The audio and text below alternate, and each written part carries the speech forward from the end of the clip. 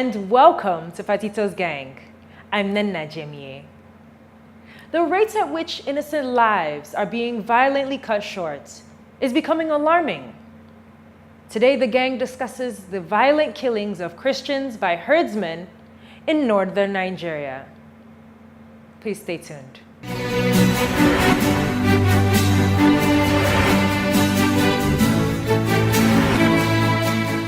The dignity of a human person is the ultimate thing. Where human life is not worth much, there's hardly much human progress. Sometime in April of 2018, gunmen walked into a church in Benue State, killed 2 priests and many early morning worshippers. Now they're supposed to be headsmen. A church was not on a farm. There was no dispute between the worshippers and any cows. Are we on the verge of the coming anarchy that Robert Kaplan predicted? Why would this be happening? How much has the failure of leadership cost our inability to even understand what is going on? Well, this is a subject that we cannot play with. Martyred worshippers. What does this mean for peace in our country? I don't know where you were when you heard this news, but when I heard it, I froze, because this seemed to be an invitation to anarchy. How shall we deal with this challenge? Because all over, people are getting angry and angrier and angrier. How are we going to prevent this from tipping over? What are the consequences of this kind of state of living for a people? In a society, in any society, the primary role of government is the protection of life and property. The Leviathan, the ultimate definition of what the Leviathan is, the provider of security for life and property. Are we doing a good job of it in Nigeria? And what could be the reason why we're not doing a good job of it, if it is as clear as it is that martyrdom just comes from walking the streets of Nigeria? Prof, this is a very big concern in today's Nigeria. Like you said, it's a known, common political theory that government is there to protect its people, primarily to protect the citizens of the nation from any aggression from exterior independent nations or powers. And very importantly too, to protect the people from operations and injustice, amongst members of the same society. And when any government fails to do that, it's a massive fundamental failure of that government. If we are not able to protect our citizens from external attack or from internal injustices, then we have no reason to continue to call ourselves leaders or governors or kings of the nation. And it's so serious that I just say in the past weeks, months, and even years in this country, we have been making human sacrifices at the altar of poverty and on the development of this nation. I think the government of this country should take the security of its citizens very, very, seriously. Otherwise, we will get to that point where, Thomas Hobler says that when we approach anarchy, the human lives become miserable, poor, nasty, brutish. Habitual state of nature seems to have overtaken us already, because we seem to believe in that. We have got to that point of anarchy in security, anarchy in governance. The 3 tiers of government today are broken. They are fighting one another. Usually the executive, the parliament, they are not working together. There is total failure. So there is no government. Well, you can put it that way. So, but if we are going there, the next thing becomes, from that point, where do we get to? Because when government has failed, you know, you were talking about external aggression, government protecting you from external aggression. And from internal operations. That means there is a given that government also have protected you from the internal Yes. which is the least fundamental you require from the government. But today, you have killings all over the Every other day. And you know, when it happened in January, a lot of people said, oh, it was too bad. And within that period, a lot of people paid visits to the president. The president didn't go to anywhere. The executive were busy attending weddings subsequently. And it continued. I understood that at that time, the Catholic Bishops' Conference paid him a visit and said, what you are doing is wrong. Look at why you actually became the president. You know, the funny thing is that every time these killings happen, we will see a government or a president who will come and say, oh, we are so sorry about this. We are sure the security of every citizen. Which go about your business. Wait. They keep assuring us. No, in any of the killings. No, in any of the killings, did you see any government coming out to tell you they are sorry? Sometimes they make those statements that, oh, it's unfortunate. They may not use the word sorry, but it's unfortunate that these killings have happened. But we assure you that these criminals will be brought to justice. Till today, nobody has been prosecuted. And, you know, either given the proper judgment for killing people, you know, in the farms, in the churches, on the streets, everywhere. You know, from nowhere. They are not farmers. They have not, you know, obstructed any cow, but they just, you know, got their life taken. And then this nation continues to go about as if nothing has happened. And these claims have gone on over the months. In every society, citizens raise their voice when something is wrong. And in this particular case, Nigeria decided to stop on one particular day to bury the people who died in that and to protest what is going on. How well did public authorities handle this reaction? Look at the United States of America. We know that school shootings have become a terrible thing and be occurring and recurring in the United States. But when young people rose up and spoke, there was a reaction from government. So that's what government is supposed to be everywhere. Everywhere around the world, to citizens. About a group of people, you know, killed at the same time, maybe 3 or 4 or 5 people. Yes, massive social, yes. National money. In Nigeria, people are killed in tens, in hundreds, and we go about dancing. We've had cases where people were even dancing in parties. Throwing political jabs and all of that. Our president, I learned, was somewhere in the north. Was it yesterday when the whole community of Christians, no, it was in Abuja. People came to pay him. I was just making some political jest and throwing tantrums and all of that, and no single mention that today is a very mournful day for Nigeria based on ABCD event. He ignored all of that, meaning that he never cared about these lives that were lost under his watch. They were being buried that same day. We had more than 50 bishops coming. Nothing was done to recognize that this. No, I think the church. The Nigerian government from 1966 to date, I do not think that they have value alive. Because but that's the ultimate measure of civilized society. The value of human life. And what I find is that on a daily basis, that value is being eroded more and more. We find now that human life has become to a penny. People are being killed at any point in time. For us to be able to have a situation where people cannot worship normally in their churches, you can't go around on the streets for fear of all kinds of attack. And on the day of the burial of those priests and worshippers, were killed. We had practically a standstill in Ikeja, in Abuja, all parts of the country. I think it goes to show how much people are concerned about what is going on. We need to begin to hold government accountable. It is a peaceful demonstration. It may not be so peaceful again next time. That's what I'm concerned about. It may not be so peaceful again next time. And that's a very important role for civil society to play. Everywhere, governments are strong because you have strong civil society. Yes. How much more should civil society do to organize a response to challenges? Sometimes when you get through our express roads, you see human life being crushed. Those ones. Somebody dies. No, but there is a local government. My argument is that those ones could happen because of the way we have, put so much risk in that. They all add up.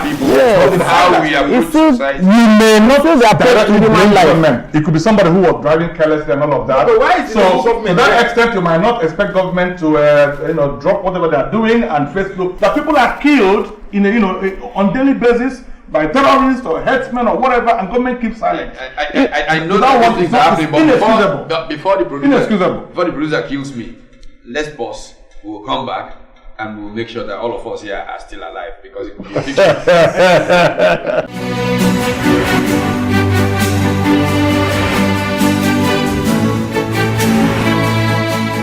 The gang believes a country's leaders should protect its citizens.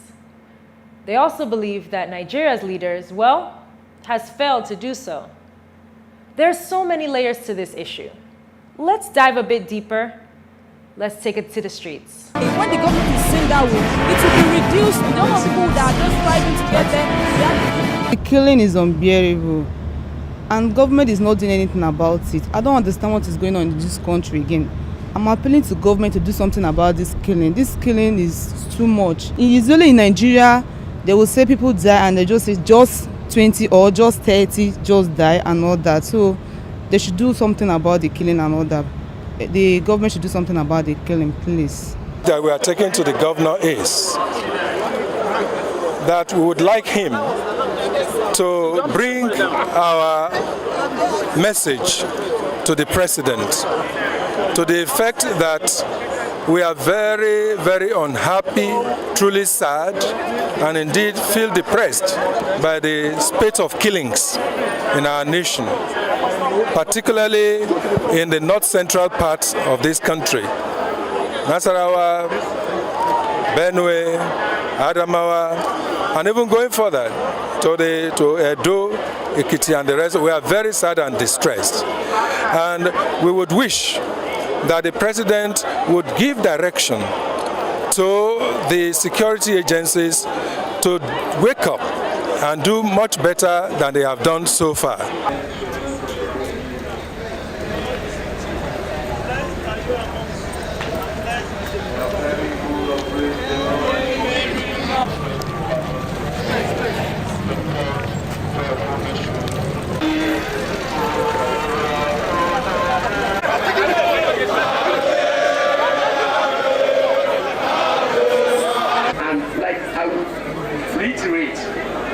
Exigencies of official assignment already scheduled even before your letter. Governor will have a here to address you, sir. I address all the religious letters, and when it comes as special advisor on religious matter, we take it as serious. So will you take me as a reverend that what is happening in Benue State we are not concerned? We are much more concerned because we do not know how the spread will go. And I assure you that what you have done today has gone on record and will never be looked upon. And it's a very high pointer in the fact that Lagos State government also frowns at it. The fact that you are standing here today in Lagos at the Archdiocese of Lagos as the Catholic Church, you are standing as the governor of the state, sir. You need to see it from that point of view. And so whatever you say here today, the governor of Lagos State has said it.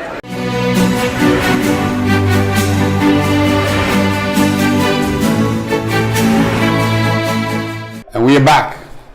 And we're still talking about this frightening state of public culture in Nigeria. We've had explosions in mosques. We've had Boko Haram activities, people dying all over the northeast, and we don't get this sensitivity you expect from the value of the human person's life being taken away. What has led our society? Why are we where we are? And Charlie, you're trying to make a point around that. Yes, I was saying just before we went on break that the value of human life is seen even in the way we treat an accident victim who gets knocked down on the road, and the length of time it takes for the local government to remove that body. It stays there, it decomposes, and people are passing and going back and forth, and you're wondering, isn't there anybody in charge of this? Now we're escalating to a situation where people are being killed violently in mosques, in churches, all over the place. It's the same thing. And so we are crying out for a situation where the security in our land will be assured. You know, I should even give you an example of one that frightened me to death about the nature of public culture in Nigeria. On a particular day, several years ago, two things happened. One was in Austria. The cable car taking people up to go and ski. Something happened to it. 3 people died. Austria stopped. There was national mourning. Flags were flown at half-mast. And all of that. On that same day in Ibadan, a trailer, a petrol tanker ran long go-slow checkpoint from policemen. And there was a huge fire. People in cars, more than 200 people were killed. And nothing was done. Nigeria, Aso Rock did not make a statement. And Austria stopped. And I thought, is this what we are worth? 3 Austrian lives to 200 Nigerian lives. What is going on? That's the point here. You know, in as much as we hold all of us, we're all human beings, we must hold ourselves collectively responsible for this failure to recognize the value of human life. But I think that the kind of body language or the kind of character and activities you see from government will actually drive the whole attention to the quality of human life. If those who govern us, those whom we give authority to go and represent us, see us as people that must be handled delicately in order to make sure that we don't die of hunger and poverty, and take care of the roads so that we live long, and ensure that nobody oppresses us. That whether we are worshiping, or we're in the mosque, we're in the church, or we're in our farms, or we're in our houses, that we are safe. That the police are able to do their work to keep peace and order, and the military are impartial in the way they protect us. If they do that and they put everybody to account for failure in their duties, they will begin to respect our lives. But when leaders don't pay any attention, then we all become like animals in the jungle. And that is the trying to security, survive. that is the security architecture that we should have in the country. Yes. Now, the political parties, just the primaries, you can record you see the number of deaths recorded in the primaries alone of the same party. What are they fighting for?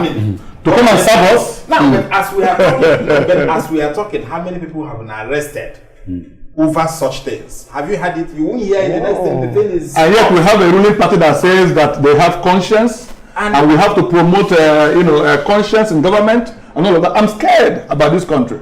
I think we need to be we have to insist that people in this country are, decent, learned, well-behaved, and accountable people. Yes, and we cannot continue to run the way we are running. We can't continue to have political jobbers, people who have no value to offer. But that is where no sense of service. No, but that really has in this country. The problem we have is that we talk and talk and talk. And what type of action are we putting? The action, we are taking the actions, by what we do every day. We leave the work as if it belongs to some people, maybe to civil society organizations alone.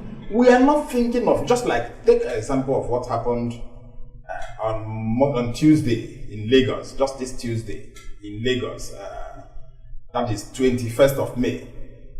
The protest. The protest. Okay. And you see millions of people that are there. Millions. To demonstrate. Now, how much have we tried to tap some of these resources? We don't have to say it has to be Christians. It has, because the bad governance, the deaths affects everybody. Christian, Muslims, Christians, so all of us, professionals, yes, everybody. Now think of what Zagzaki is also going through at this stage. Is the people there are being killed. People are being killed in their various modes. So why don't we, as Nigerians, say enough is enough? Why don't we hold each level of government to account for lives? If you see local governments, when people die and nothing happens, can't people be held responsible? How do we take these actions? I think I'm beginning to have this consciousness that we all need some level of citizenship training. How do we hold our parliaments accountable? How do we recall them? Do we even see them in their constituency offices? Can we even tell them what our mind is towards civic education? Can we talk to them? Can we is very critical for democracy. To hold government to account? What actions can we take? No, civic education has proved a bit difficult. In 2003. But that's the only way. I have to know what to do. So let me tell you, in 2003, the civil society organization worked very hard to do civic education. In 2007, they worked very hard to do civic education. And the citizens responded. They were mowed down. Their sense of coming out completely was destroyed. We must now, not give we up. need to change strategy. We must not give up. We need to change strategy because it has come to a situation whereby we look at all the segments of the society. All of us come together. When it happens, just like what happened on the 21st of March, we need such platforms. Everybody comes out. If it happens in Lagos, let Lagos be shut down. Until you do that, because if it happens to the church, we have to get to that point. We have to speak. One thing I realize is that all of us are going through the same thing. And it is about time that we forgot about I'm Yoruba, I'm Igbo, I'm Christian, I'm Muslim. When the rain falls on all of us. When they mow down in the mosques, they mow down in the churches. It is the same thing. You know, so at this point, remember the starting with some galvanizing. We need some people who will naturally lead. Organize this action. But one good thing is that on that 21st in Kaduna, not just the Christians, not just the Catholics, but the Muslim clerics, many of them were also joined. So that's what I'm saying. This is the starting point. Now, this is a strength for us. What do? We take it. If it happens in Kaduna, everybody comes out. Yes. If they refuse, because if you say recalling, you can't recall anybody. Because it is the same people that are in charge of the recall process, and they will not allow you whatever you want to do. So, are we saying that we are captured? This is state capture, and that we as citizens are victims of certain leave? I think we are beyond state capture. One of the things important to recall is this famous remark from Reverend Martin Nimola. I can paraphrase it. First they came for the communists. I said those communists are troublemakers. They came for the Jews. I said, well, these Jews Wahala people. Then they came for the Catholics. I said, thank God I'm not a Catholic. And when they came for me, there was no one. Injustice to one is injustice to all. So I thank the Catholic Church that actually galvanized this activity. The church must not sit in bed with government. While the government promotes social order, the church holds moral authority. And on that, we must galvanize actions to protect activities. Just about a couple of days before these things happened, I had the privilege of giving a talk at a seminary, the Claretians place in Nekede in Owerri, and I talked about a new liberation theology. As different from what happened in Latin America when priests took up guns and stuff like that. But we need to come to a state where whether they are imams, they are priests, pastors, whoever, will rise every day on their podiums to tell people that because of your poverty, because you are not well educated to understand what's happening to you, you are contributing to your enslavement. Because what has happened to our country, I think the political class has a vested interest in Nigerians remaining poor. Yes. Because when they are poor, they can give them 1,000 naira and take over their patrimony. And that the clergy have to rise in a new liberation theology to rescue the people from the political class. So they are doing what we have. But they can only do that if they can all come together. If the barriers are removed, because if it's just one group, it is a problem. So I think there should be better networking. Because I still amongst the Christian Association of Nigeria, the Muslim, the Leaders Council, and all of that. The Catholics are going, they should involve the Protestants. And even inter-religious bodies, because everybody is in trouble. If all of us are in trouble, look, 98% of Nigerians are in trouble. Even civil society organizations should come together. To work together. On this, we are the stronger. Absolutely. On this strength of togetherness, I want to say that we will leave these sticks of broom that are here and go and look for a full broom so we can sweep clean. We'll see you next time.